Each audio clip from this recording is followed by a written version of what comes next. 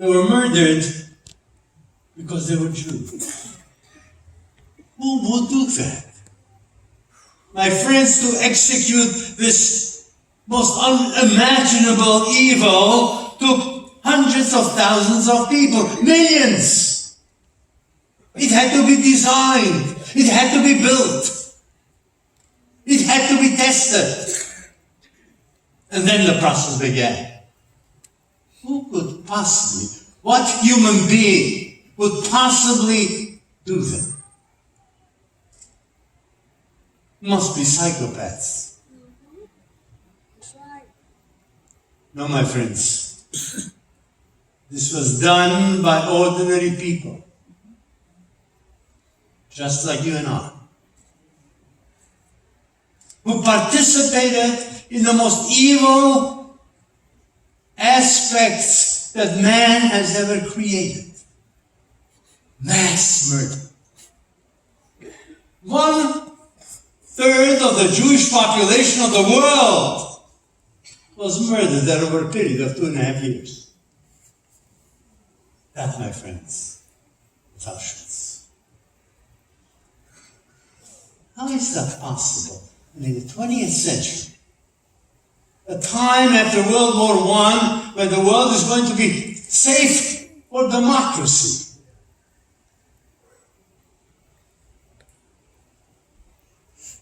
Countries of Europe would participate in such horrendous evil. Quite unimaginable. My friends, I'm an eyewitness to that. It all began with words, with lies, fabrications, and mostly blaming Jews for every single ill. The fact that World War I began was blamed on the Jews. Anyone who reads the most elementary history of World War I in its beginning understands that's not what happened. They had absolutely nothing to do with it. Right. The fact that Germany, Austria, and Hungary and their allies lost World War I was also blamed on the Jews. My father. Let me tell you about my father. In 1914, when World War I begins, my father is 18 years old. He's a second lieutenant in the Austro-Hungarian army. Before the war is over, he is a major, defending the Kaiser, defending Germany. A hero, with medals for bravery under enemy fire. One of the medals he was particularly proud of, because that medal was pinned on his chest by none other than the Emperor, Franz Joseph. He kissed him on both cheeks. That was in 1998. So what was I, his son, doing in Auschwitz? Let me tell you how I got there. I was born in 1929. Ordinary Jewish family, living in 1935, I'm living in a city of about 6,500 people. More than a third of almost 3/4 of the population is Roman Catholic. Some evangelicals, not too many. Russian Orthodox. And 1/3 of the population is Jewish.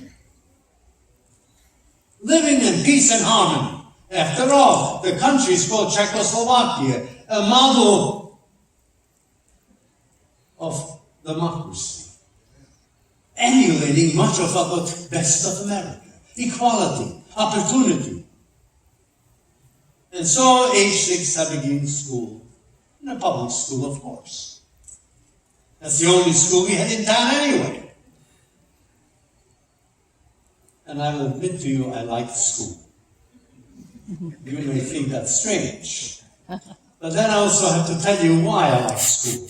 First day of school, I entered my class and there are 30 students or thereabouts, and I look around, and in my class, in 1935, is the most gorgeous girl that ever walked this earth. Now you can understand why I like school.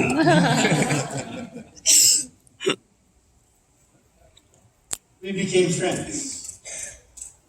I carried her books. I was Jewish Orthodox. She was Russian Orthodox. And lived in harmony. Talked to each other. In fact, diagonally across the street from my house, where I lived with my parents, my older brother, and my grandparents. And by the way, living in a 3-generation household for children is spectacular. See, early in life, I realized that grandparents are so much easier to manipulate.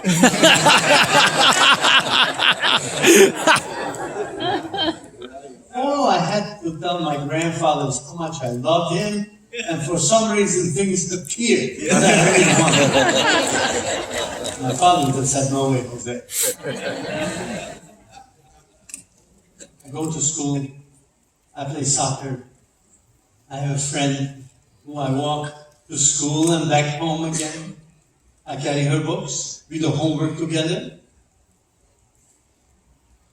My father and grandfather have a business. They produce something called railroad ties. You know, those heavy chunks of wood sitting under the tracks? Ship them all over Europe, maybe 50 or 100,000 each year. We have friends. Jews and non-Jews alike. It's 1935. And 36. And 37. And then comes 1938. Everything changes. For me, 1938, I'm 9 years old, and I don't understand why it is that these countries that are not even related to Czechoslovakia, called England and France and Italy, decide to take part of it and give it to Germany because Germany is threatening a war. What right do they have to do that? They were appeasing a monster. Right. In my 9-year-old mind, I didn't quite understand. But then I find out it's for a promise. Once you give us a small piece of land called Sudetenland, peace in our time. I still have the image now that I've seen over and over again of the Prime Minister of England flying back to Heathrow Airport on his private plane with a piece of paper saying, "We have achieved peace in our time." It was 1938, September. By 1939, there is no Czechoslovakia. So much for a promise. Germany decides to dismember Czechoslovakia. And suddenly I'm living in the same house on the same street in a new country called Slovakia. A new country has a new government. The people of Slovakia elected a government that really had it in for me. They hated me. How do I know? How did they know I existed? They knew. Because on my birth certificate it says, Irving Roth is born to Joseph and Helen Roth, a Jew. And as a result of that, they begin to pick on me. So here it is, 1939. I'm almost 10 years old. And one day in the summer of 1939, I do what I always do. In the morning, I have some breakfast, I go off the plane to the park. And I get to the park, on the gate, there's a huge sign. Jews and dogs are forbidden to enter. I've been in that park every day during the summer with my friends.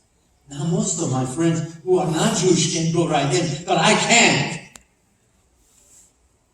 In the afternoon, I go to the beach. I can't go in because I'm a Jew. And slowly, my friends, step by step. Not going to the beach didn't mean I didn't go swimming, because the beach area was actually on the side of a river. And before the beach and after the beach was still the river. So we went swimming. Jewish kids, we went swimming there. But no longer part of society. Slowly, the separation begins. I need to be recognized on the street as a Jew by wearing a yellow star. Time goes by, I'm still going to school and I'm carrying my friend's books. Remember her? That gorgeous.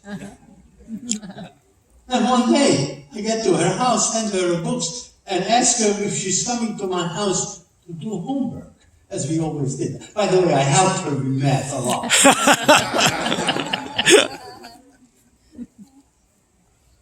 She says, no.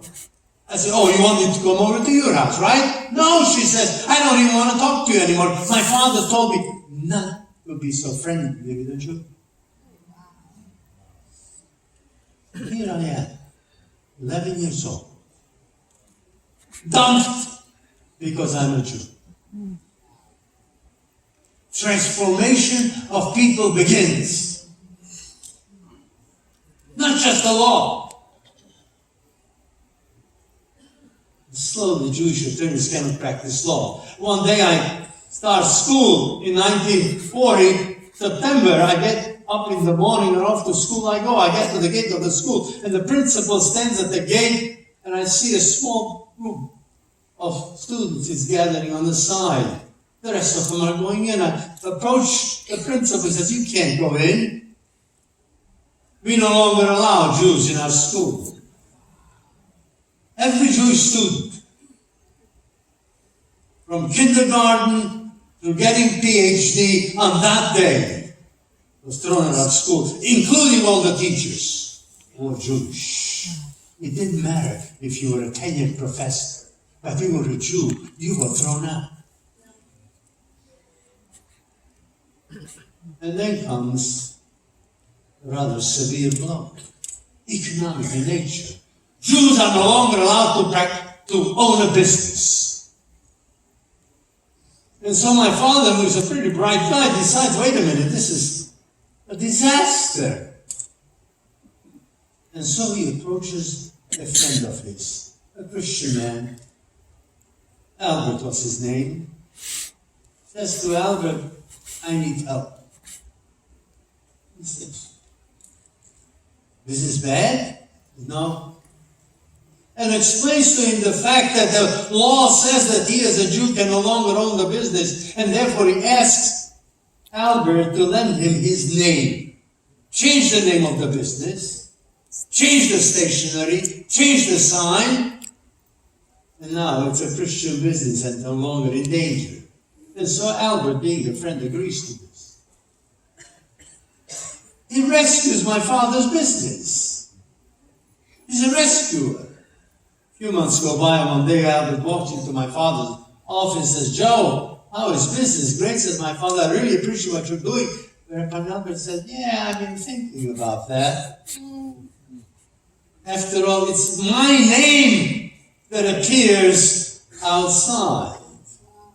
It's my name that has the stationery name. And so let's face it, I am the owner. But I like the way you are running my business. I'm not going to fire you, Joe. You can remain as a manager. Betrayal. Yeah. Betrayal, my friends. Not just by governments, by people. People are transformed. This church-going, God-loving man becomes a perpetrator. And so, my friends, life goes on. Jews have no businesses. Jews are beginning to struggle to live. Their bank accounts are frozen. That's trying to survive. in this new country called Slovakia. But since 1939, September 1, World War II started. Poland no longer exists, and the Polish Jews are in ghettos with high walls to make sure they can't possibly get out and get some food. Belgium no longer exists as an independent country. By 1941 June, Europe, from the English Channel to the border of the Soviet Union, from Norway all the way to Greece, is all controlled by Nazi governments. From Germany, Hungary, Italy, Romania, Slovakia, and every place they go. And the Jewish law. But in June of 1941, Germany that had an agreement with the Soviet Union. You will not attack us, we will not attack you. A written agreement called the Molotov-Ribbentrop Agreement. At the end of June of 1941, Germany attacks the Soviet Union. Totally unprepared the Soviet Union is, and so they deeply penetrate into the Soviet Union. But in the Soviet Union, like every place else in Europe, Jews live there.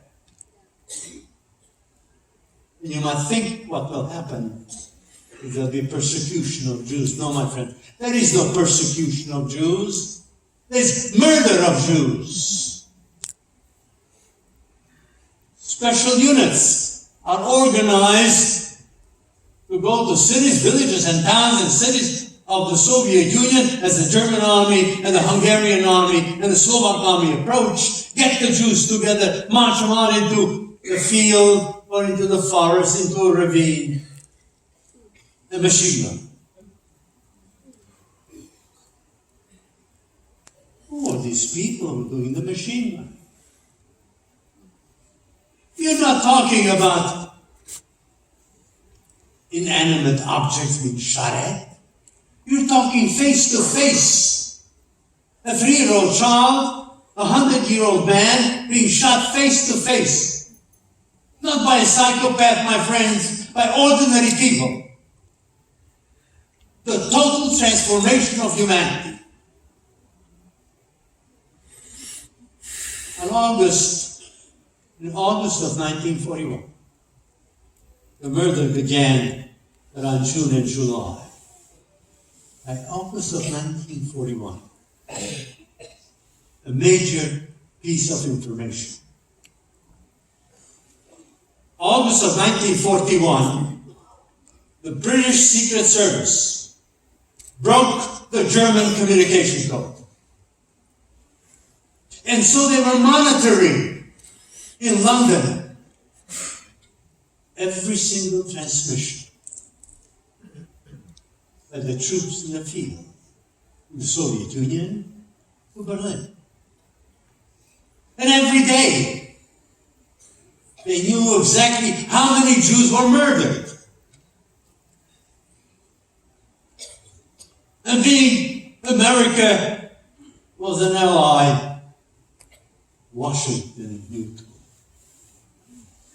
The State Department and everybody else involved in running this government of ours knew that the Jews are being murdered. 1,000 one day, 5,000 another day. There's one day where the city of Kiev, which is now the capital of the Ukraine, 35,000 Jews were murdered in 2 days. That was known that day in Washington. And what did the democracies do? Nothing. It's not a priority, simply. And so it continues right through most of 1941. And every day as the Jews are being murdered, a tally is being kept. The objective is the destruction, the annihilation of all the Jews of Europe. not a secret to anybody, because already in 1922 and 23, there were articles written and papers given in Germany and other places. The final solution to the Jewish question. As Adolf Hitler himself pointed out in one of his speeches, what Christianity could not do in 2,000 years, I will accomplish in less than a dozen. And he was on his way. But the rate was too small. Too small. Way too small. By the end of 1941, 500,000 Jews in the Soviet Union were murdered. There are millions of others, though. And so when you have a problem in government, what do? You get the people who are experts. You get the brain trust. And you do something about it. You tell them what to do. Come up with a solution to the Jewish question. The final solution, because the rate of murder is slow. It's going to take us forever. Who knows? 5, 6, maybe 10 years, and then we get rid of all the Jews. Totally unacceptable. And so, my friends, the brains of Germany are sitting in a place called Wannsee, deliberating how to solve the problem of the annihilation of all the Jews. And my friends, because they were scientists, because they were doctors, because they were lawyers, because they were military personnel, they managed to come up with a brilliant solution in exactly an hour and a half. 90 minutes, that's all it took. Obviously, why? Because 1/3 of the group sitting at that conference had PhDs. 90 minutes it took. And the solution was simple. We will build death camps, bring the Jews from all over Europe to these death camps. That consist of 2 major items, namely a gas chamber where we can murder people at a great rate, with very little cost, and then we'll burn their bodies, and all that's going to be left of the Jews of Europe is ashes. That, my friends, was done in an hour and a half, on the 20th of January of 1942. And once you have a plan, then proceed to execute it. And they did. By the summer of 1942, 6 death camps were operational. Auschwitz being the largest. So what happened to the Jews of my little town? There were over 2,000 of them living there, side by side. And so on a Friday night, knock on every Jewish home, giving 10 minutes to pack a bag.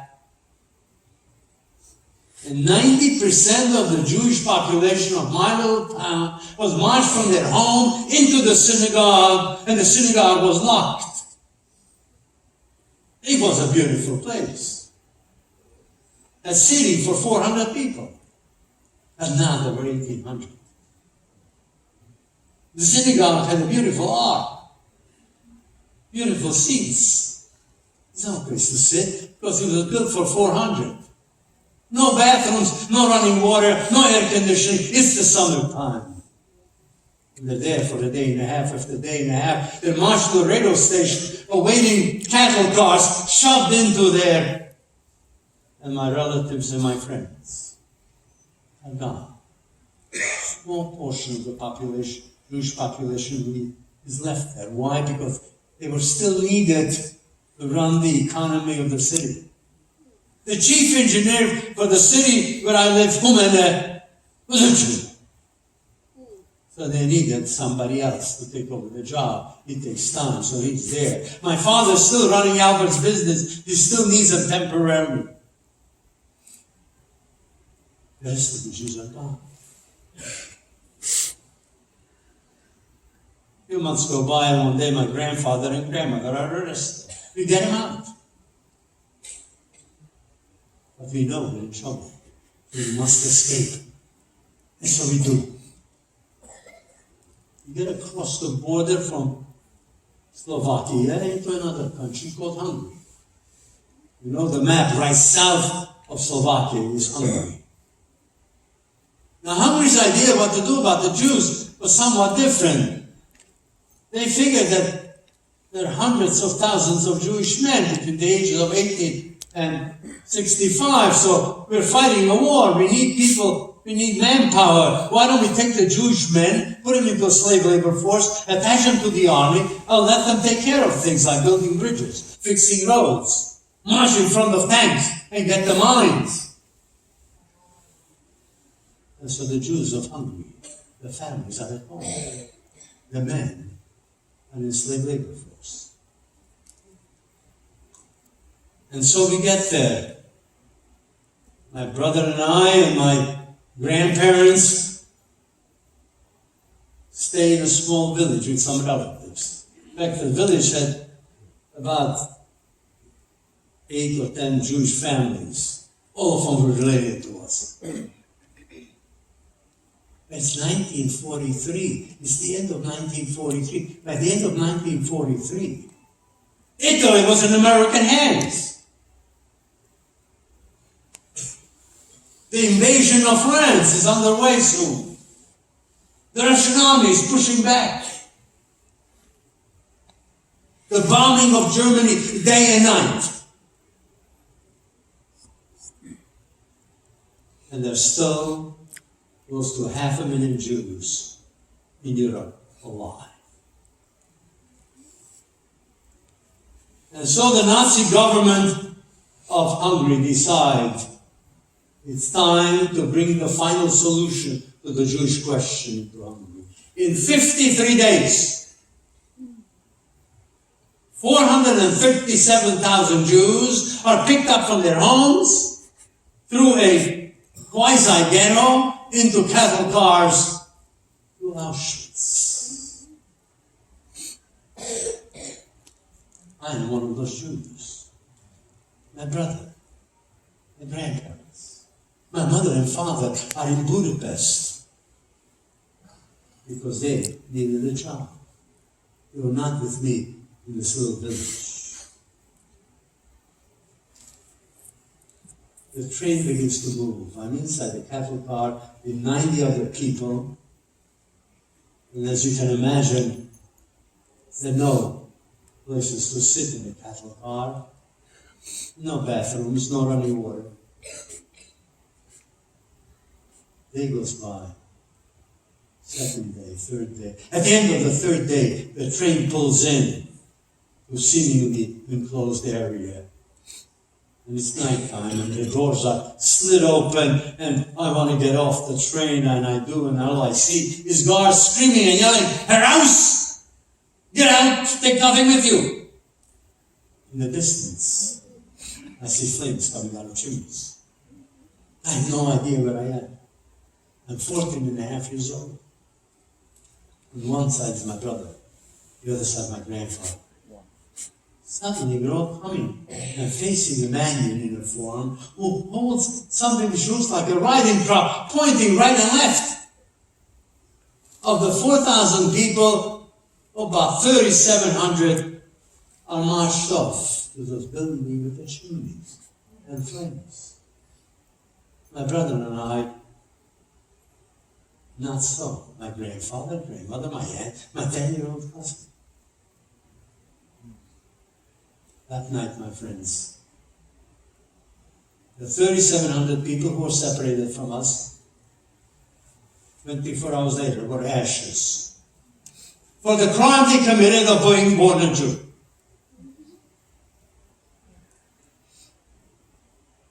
I'm assigned to work. I'm 14 years old. I'm draining swamps and plowing the fields around Auschwitz. On the diet of some black liquid in the morning, some soup at noon, and a piece of bread at night. I'm always hungry. I'm always tired. I turned 15 years old in Auschwitz, working hard from early morning to late at night, trying to survive. Not easy. The amount of food was calculated to be sufficient to feed a body and remain able to work for about 6 months. Because after 6 months, the reserve is gone. But sometimes the reserve is gone and you stop walking very well, and you walk back bent over. You're useless. Why feed you 300 calories even? So you have something called selections. Let me tell you what a selection is. Come home at work at night, and rather than going to our barracks and getting some food, going to sleep, wash up, we marched to take a shower. You get undressed as you march into the shower. Before you reach the shower, there's a doctor in uniform look at your naked and determine if you should continue to live. If he decides that you're too skinny, or he decides that you're walking bent over, it does nothing except look at your arm, which has your number on it, tattooed, and next morning, you're in the gas chamber. Life and death. My brother and I survived all this. The Russian army, within 50 miles, Auschwitz. Liberation is at hand. But no. Of the 1.2 million people that came to Auschwitz, 60,000 were still alive that day, on the 17th of January of 1945, and so they were marched out on a death march. Under God. Useful done, you were dead. And I finally wound up in a place called Buchenwald, a concentration camp, where the food was much less. People began to die of starvation. You had a boiled potato every second day. One day my brother's taken away and I'm alone. I'm 15 years old. I'm in the middle of Germany in a concentration camp trying to survive on a boiled potato every second day. The war's coming to an end. It's already April of 1945, and we all know on the 8th of May of 1945, World War II was over. Germany lost the war together with Hungary and others. But the Jews mustn't be free. And so death marches begin. And day after day, by the 10th of April, there's still about 20,000 Jews barely alive, down to 75, 80 pounds on the average. And on that day, they decided it's time to take all the Jews out of Buchenwald. There were 60,000 of them at the beginning of April, but now there are less than 20,000. We must get them out of here. Why? Because we still will make a stand and we will win the war yet. So here I am hiding under a building on the 10th of April of 1945. The guard comes along with the dog, he finds me and finds some other young people like myself that marched out in front of the gate. And I know I'm not going to make it. I needed a quick miracle. That day, my friends, at 11 o'clock in the morning, the siren goes off. American airplanes are overhead. The guards don't want to get killed, so they wait. On that day, near Buchenwald, cities and towns like Weimar and others were being bombed all day long, and I survived another day. By next morning, 11 o'clock, the guards disappeared, and 3 o'clock in the afternoon, 2 American soldiers walked into my barracks. My friends, the Messiah just arrived. You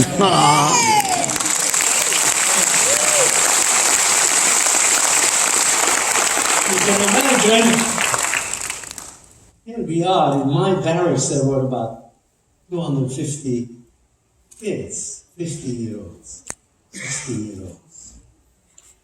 These 2 healthy young men walk in. One was black and one was white. They looked at us. They'd never seen skeleton shuffling before. They broke down. And after a while, they took everything out of their pockets they had in terms of food or crackers or some chocolate, but then they left. And a while later, down comes a jeep with huge vats of food. They lifted out a couple of the prisoners, I guess they brought it to our barracks. It was the most spectacular food that I've ever eaten. Split peas and pork. Now imagine not having had a meal of any consequence in over a year. You know what you do? You pig out. Not a good idea. And so the Messiah has arrived, and the Messiah is doing wonderful things. He takes the kids, the commander, the new American commander, takes all of us kids, marches us out of this place, this terrible living condition. We're sleeping on these shelves, those wooden planks, 4 of them stacked up, out of the camp into a beautiful building outside of the camp, and assigns 4 young men to each one of the rooms, with 4 beds and mattresses and pillows and pillowcases. The plaza. We get fed every day.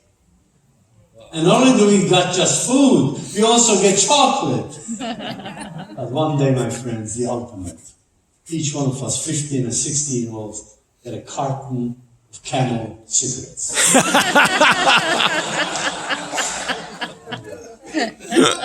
Now imagine 4 15-year-old boys with no supervision, each one with a carton of Camels. So I begin my career as a smoker. So I smoke 1 cigarette, then I smoke a 2nd cigarette. And before I get to the 3rd cigarette, I don't feel so good. My lips are burning. My tongue tastes like I swallowed something so vile, so bitter that I can't stand it. I have a little dizziness. And of course, being an expert on health, I figured I must be very ill. I'm going to die. I survived Auschwitz, I survived Bochum, I'm going to die. I didn't die. It all went away, my friends. I never smoked another cigarette in my life. And, however, one must admit the truth. I traded my cigarettes for chocolate.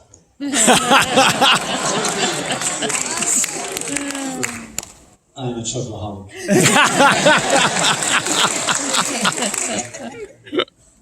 And so I am 15 years old.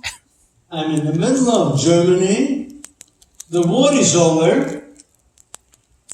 I'm alone. What do you do? I have no education, I have no profession. You know, how do you live? The American army wants to close down this place and say, we'll take you wherever you want. So I decide I'm going to go back to Czechoslovakia. And if anyone in my family is alive, they're going to go back to that village from where we were taken. And so I arrived back. It takes about 10 or 12 days to get there. I walk into town from the railroad station to this little village. First person I see, I ask them, anybody in the Roth family survive? He said, yeah. I said, where? I run over, I open up the door, and in there sits my mother. I said, hi, Mom.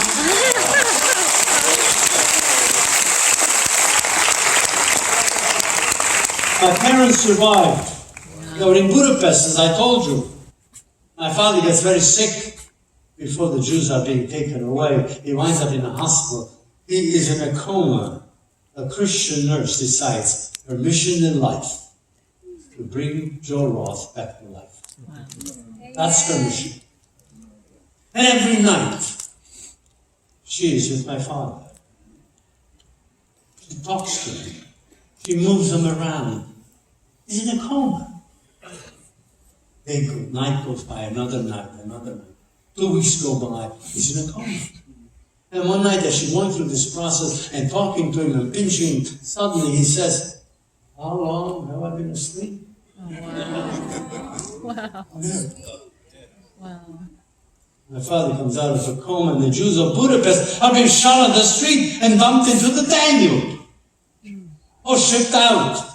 They have no train, they march them out on a death march. They need a place to hide. This wonderful lady. This night was living in a one-bedroom apartment with her daughter and granddaughter. As a son-in-law who's in the Hungarian Nazi army, he's out fighting the Russians. She offers my parents a place to hide in her little one-bedroom apartment. They're hiding there. Police come and look for them, they don't find them. This goes on, week after week after week.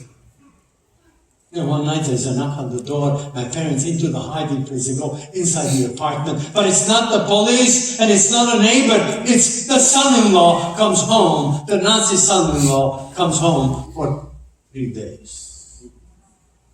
The wife explains to the husband about being a bit crowded. And imagine a one-bedroom apartment, you have the 3 of them, 2 Jews, and now the 6th one. She explains to her husband about these very distant relatives who are staying with us. They're hiding. But you mustn't tell anybody.